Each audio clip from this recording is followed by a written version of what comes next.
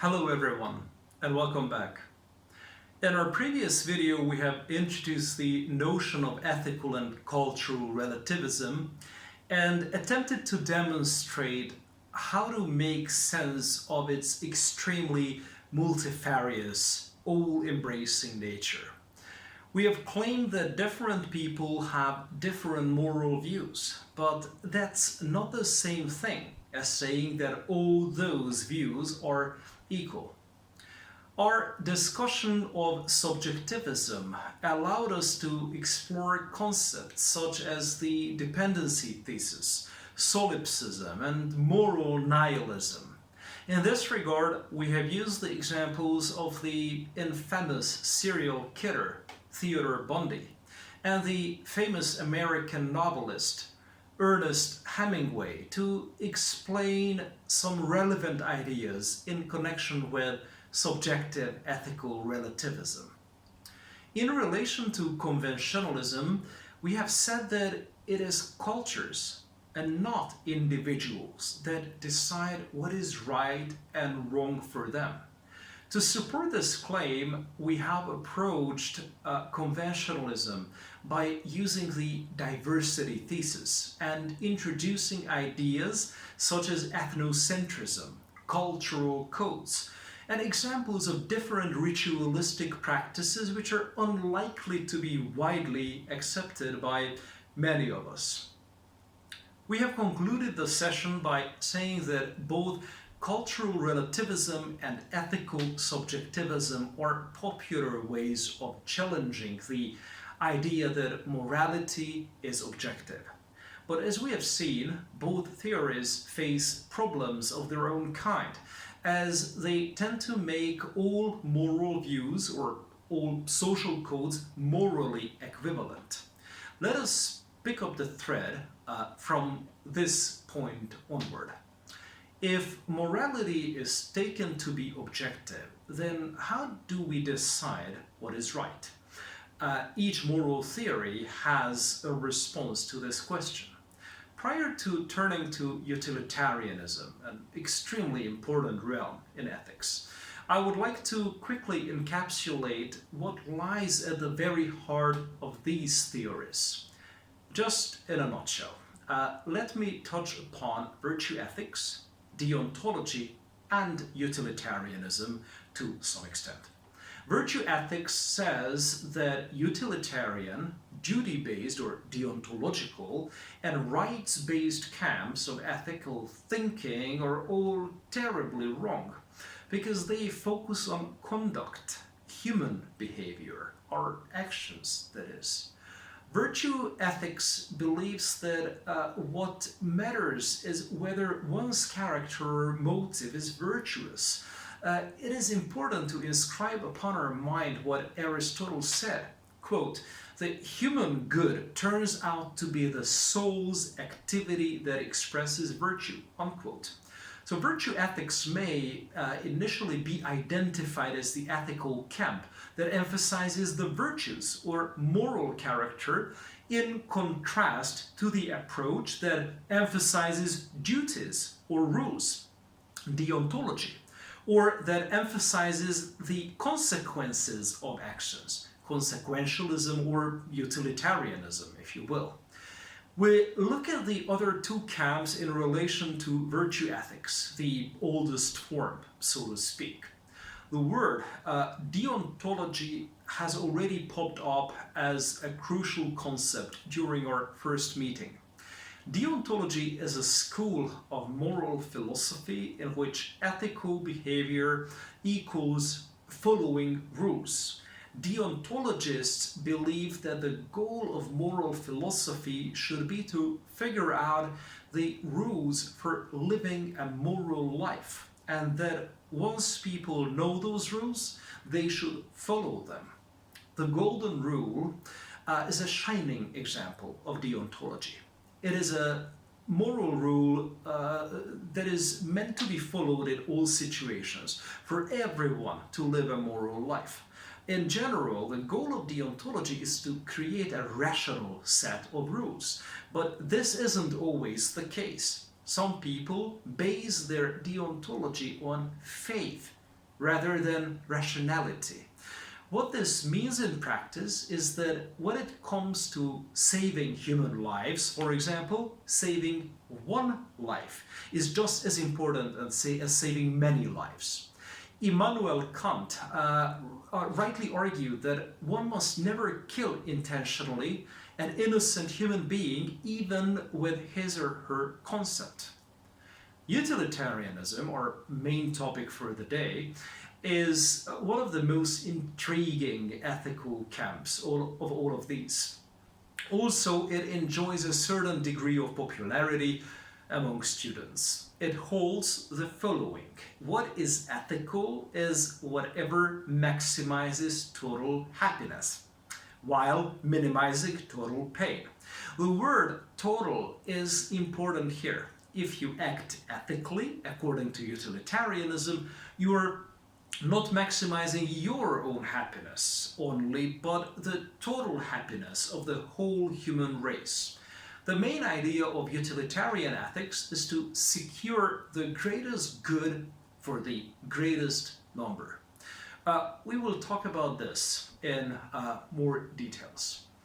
So, to cap it up, it is interesting to see how followers of each camp would respond to a problem.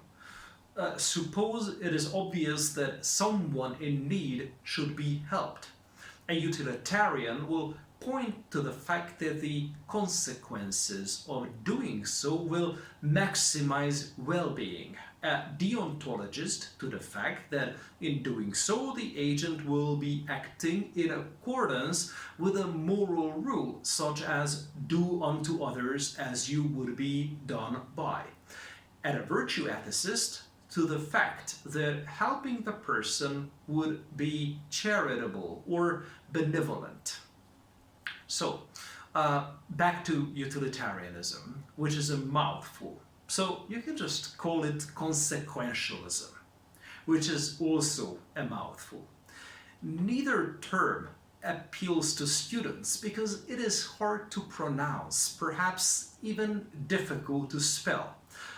You're confronted with two unpleasant choices, but you must go for one of them so that you will be able to tell your friends, your parents at the dinner table what we are doing in class. Based on what criteria would you make your choice? Utilitarianism is the very camp of ethics that tries to give you practical guidance on this. The English religious thinker John Wesley used the following quote as the credo of his own philosophy: do all the good you can, by all the means you can, in all the ways you can, in all the places you can, at all the times you can, to all the people you can, as long as ever you can. This motto aptly defines the consequentialist outlook. Do as much good as you can. Now, can anyone seriously argue with such a claim? I don't think so. G.E. Moore, a more recent English philosopher who was active mainly in the 20th century, supported Wesley's idea by saying that acts are morally right just because they maximize the amount of goodness in the world. Certainly, any plausible moral theory will insist on the central importance of doing good.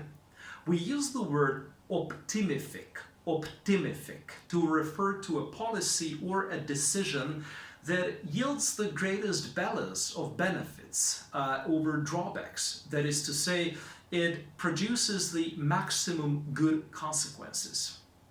Utilitarianism is a relatively new idea in ethics. The ancient Greek and Roman philosophers believed in virtue ethics.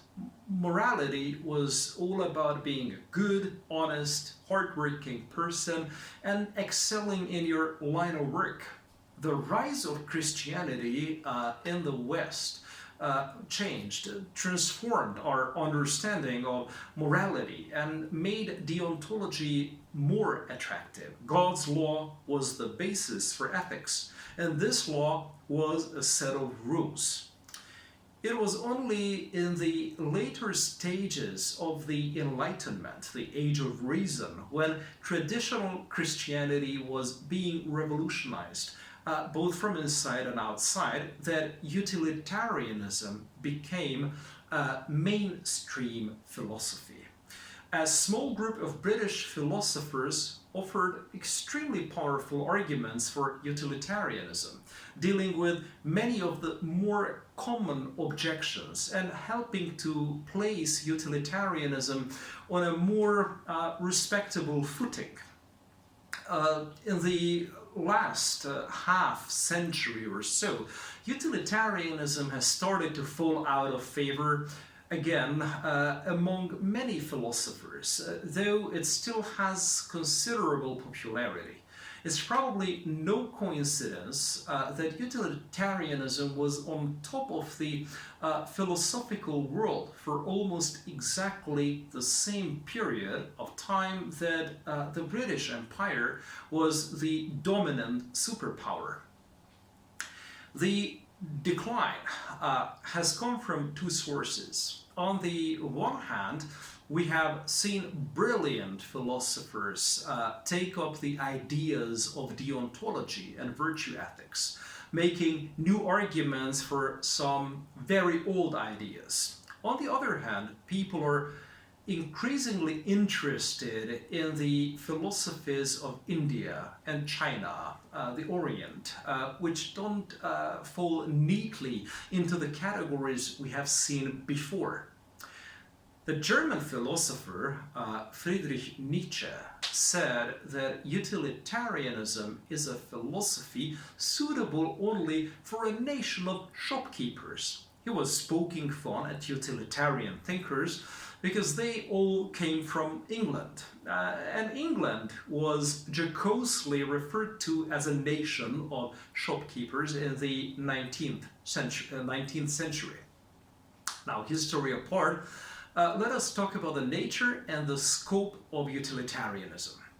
My aim here is not to resolve this thorny issue, but to reveal what is distinctive about consequentialist approaches to ethics. Here I will be using utilitarianism and consequentialism, the two words, interchangeably.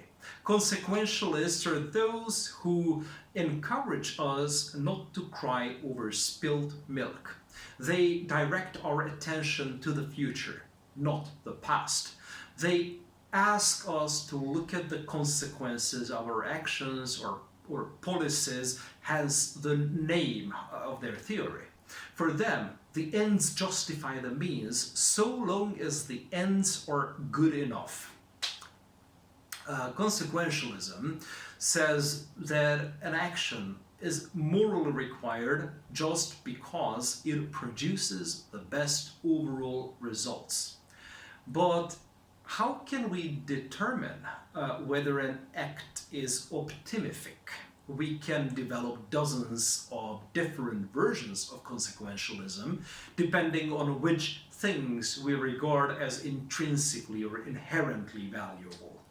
We could say, for example, that acts are right just in case they yield the greatest improvement in, say, environmental health, or best advance the cause of world peace, or do more than any other action to increase the amount of knowledge in the world. Each of these is a version of consequentialism. Thus, consequentialism isn't just a single theory, but it is rather a family of theories united by their agreement that results are what matter in ethics. In consequentialist ethics, we differentiate between act utilitarianism and rule utilitarianism. We will restrict our observation to act utilitarianism, which states that well-being is the only thing that is intrinsically valuable. Thus, this view states that an action is morally required just because it does more to improve overall well-being than any other action you could have done in the circumstances. Philosophers call this ultimate moral standard the principle of utility. Three key aspects, among many others, which are worth remembering, and you must remember them, in connection with utilitarianism. Number one, it is not an egoistic but a hedonistic theory. It seeks to maximize happiness while minimizing pain, suffering, misery, and the like.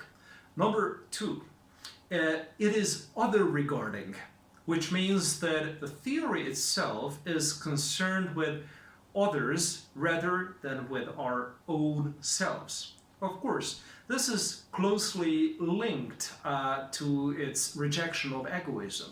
And lastly, it is a theory based on the principle of utility, which I shall elaborate on in some details in the next video. Thank you for listening.